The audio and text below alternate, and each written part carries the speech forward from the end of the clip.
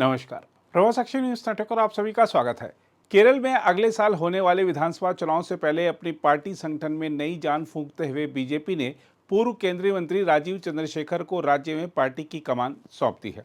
हम आपको बता दें कि प्रधानमंत्री नरेंद्र मोदी और केंद्रीय गृह मंत्री अमित शाह की पसंद राजीव चंद्रशेखर को बीजेपी की केरल इकाई का नया अध्यक्ष चुना गया है। पार्टी के केंद्रीय पर्यवेक्षक प्रहलाद जोशी ने बीजेपी की राज्य परिषद की बैठक के दौरान यह घोषणा की। चंद्रशेखर शीर्ष पद के लिए एकमात्र उम्मीदवार थे और उन्होंने रविवार को बीजेपी मुख्यालय में इस पद के लिए 2 नामांकन पत्र दाखिल किए थे। आज जब उनके निर्वाचन की घोषणा की गई, उस समय निवर्तमान अध्यक्ष के सुरेंद्रन और प्रदेश इकाई के प्रभारी प्रकाश जावड़ेकर सहित राज्य में बीजेपी के सभी प्रमुख नेता मौजूद थे। सुरेंद्रन ने मंच पर चंद्रशेखर को पार्टी का झंडा सौंपा। सुरेंद्रन ने अपने संबोधन में कहा कि पिछले 10 साल में बीजेपी ने केरल में अभूतपूर्व प्रगति की है। उन्होंने कहा कि चंद्रशेखर को सभी पार्टी नेताओं ने शीर्ष पद के लिए सर्वसम्मति से चुना है तथा विभिन्न क्षेत्रों में उनका अनुभव और विशेषज्ञता राज्य में बीजेपी की प्रगति को गति प्रदान करेगी। पूर्व अध्यक्ष सुरेंद्रन ने कुछ लोगों द्वारा की जा रही इस आलोचना को भी खारिज किया कि चंद्रशेखर एक नियमित नेता नहीं है। उन्होंने भरोसा जताया कि वह अपनी नई भूमिका में चमकेंगे। हम आपको बता दें कि 60 वर्षीय चंद्रशेखर के पास 2 दशक का राजनीतिक अनुभव है। वह इलेक्ट्रॉनिक्स और आईटी, कौशल विकास और उद्यमिता तथा जल शक्ति विभागों के लिए केंद्रीय राज्य मंत्री के रूप में सेवाएं दे चुके हैं। उन्होंने 3 बार कर्नाटक से राज्यसभा सदस्य और बीजेपी के राष्ट्रीय प्रवक्ता के रूप में भी अपनी सेवा दी है।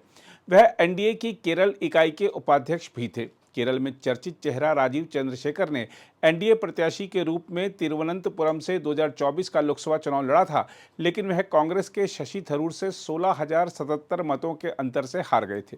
हम आपको बता दें कि गुजरात के अहमदाबाद में केरल मूल के परिवार में जन्मे चंद्रशेखर का त्रिशूर से पारिवारिक नाता है। उनके ससुर दीपीजी नाम्बियार बीपीएल समूह के संस्थापक हैं।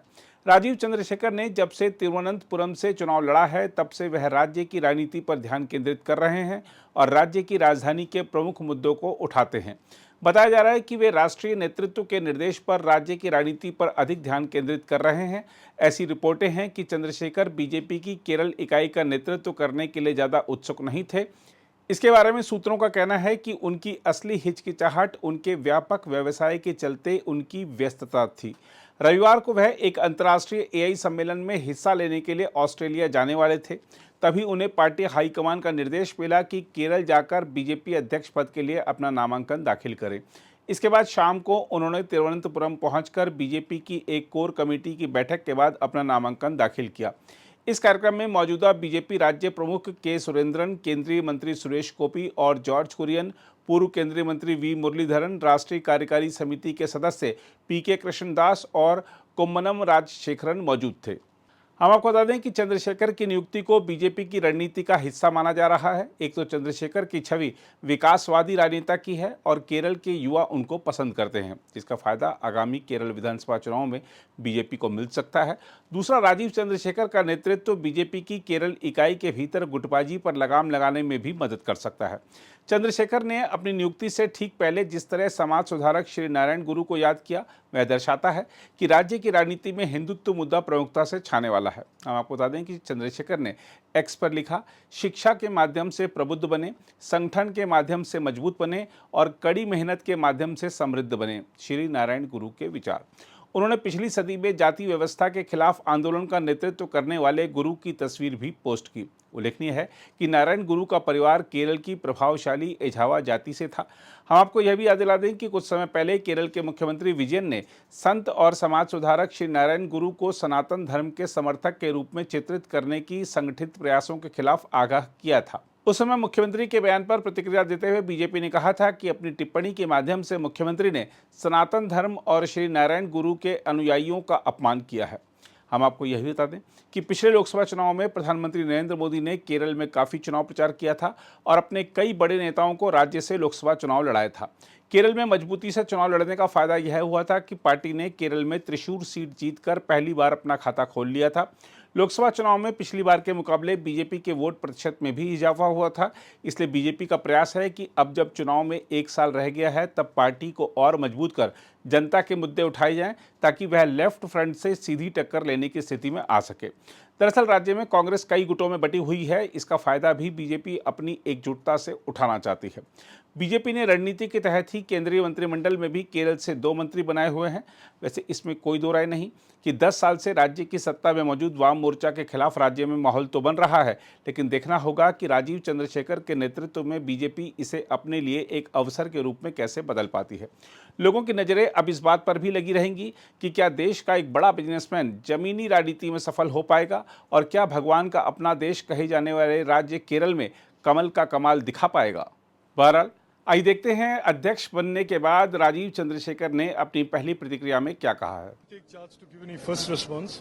This is a significant honor for me. It is something that for somebody like me is a huge opportunity to serve my state. As I said in my speech, when I was given the opportunity to contest in the Lok Sabha, I thought it was my good fortune and it was my pride to have the opportunity to represent Tirunelveli, and now I've been given an opportunity unanimously by all our leaders and all our karyakartas to serve the party, to serve the party and the NDA and take it forward. As I said, we know that we have to bring change to Kerala. We also know that to bring change, effective change to the lives of people of Kerala, to the economy of Kerala, to bring investments, to create opportunities for the youth, we have to be in government, and therefore that is our goal, that we will make a very strong effort to provide an alternative to a state that has been ravaged by the two fronts over the last 70 years, and to change the trajectory of Kerala. The Kerala today is in decline, and we certainly want, as Viksit Bharat is built, we also want Kerala to be Viksit Kerala. No, I don't see anything as a crucial time or a non-crucial time. Every day in the life of a party worker or a party karyakarta is an important day. I don't see this as being particularly relevant to a coming election or not. Elections are part of a political process, but beyond that, our politics is about service. Our politics is about helping people who need help. Our politics is about transforming lives of people, and that's what we will do. And in the process, if there are elections to be fought, we will fight elections and we will fight them to win. अगर आप भी लेना चाहते हैं देश दुनिया की तमाम जानकारी तो आज ही सब्सक्राइब करें हमारे चैनल को। साथ ही नीचे दिए बेल आइकन को जरूर दबाएं ताकि हर अपडेट आप तक पहुंच सके।